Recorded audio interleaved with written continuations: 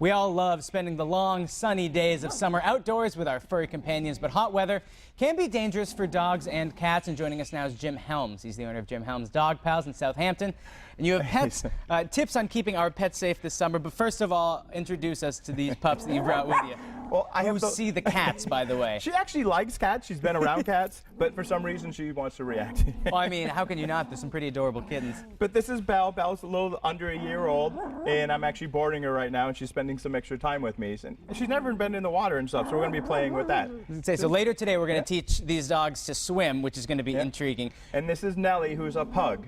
And she's actually a friend's dog, and I figured, hey, let's bring her on TV today. Well, and there are special considerations for pugs in the summertime, too, because of their small noses. Right. Any of the brachiocephalic dogs, that's actually one of the reasons why I wanted to bring her. A lot of people don't understand what that word is. But the short nose, if they can see it out there, she's got basically a flat face. All right. Dogs like that actually have a hard time dealing with the heat. They can't breathe as well. Their tongues are smaller, and that's actually one of the main ways that dogs actually go ahead and reduce heat, their body heat, is through breathing. And so they actually have a hard time reducing that heat.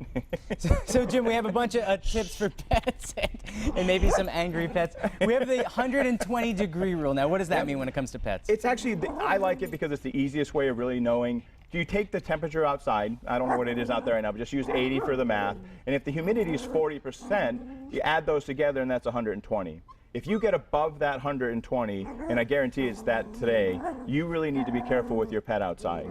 Don't leave them outside all day. Make sure you're bringing them in. Make sure they've got shade and water. If it gets even higher than that, you may not want to be outside at all. Keep them in an air-conditioned house. That's true, if all possible, and never leave them in the car, too. Right, never leave them in a car. A car can actually overheat to more than 150 degrees in less than 15 minutes.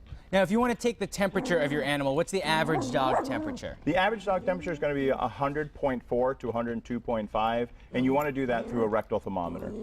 In the summertime, grooming our pets becomes even more important. Now, do you want them to have short hair, and how should you augment your grooming when it comes to the summer? Most dogs, you want to leave them their natural coat. Keep them well brushed so they can actually use some ventilation and stuff. You don't want them to mat up too much.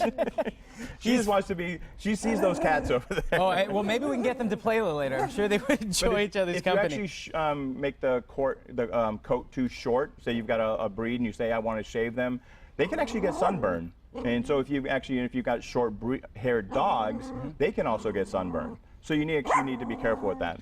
Now, Jim, let's talk about those dog days of summer when it gets really warm. How can you tell if your pet's experiencing signs of dehydration? One way is for dehydration. You can actually lift their fur here at the end of the neck, the skin. It should go right back down to being normal. So it should kind of go right back down, snap back into place.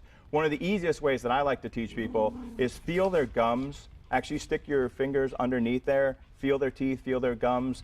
If it's dry, kind of sticky, or kind of like really thick saliva, they're probably dehydrated. It should be kind of slippery. Now, how can we start to rectify that process? Because we need to act fast. Yep, if you're watching and you're paying attention to your pet for that dehydration, just start to give them some water. Get them in a cool area. If you're actually thinking you may be getting a heat stroke, where you're going to see maybe really bright red gums, the dog may be really panting, really heavy, may actually be lethargic. You may want to put them into a cool tub, spray a garden hose on them, as long as it's not going to be too cold. You don't want to use ice water.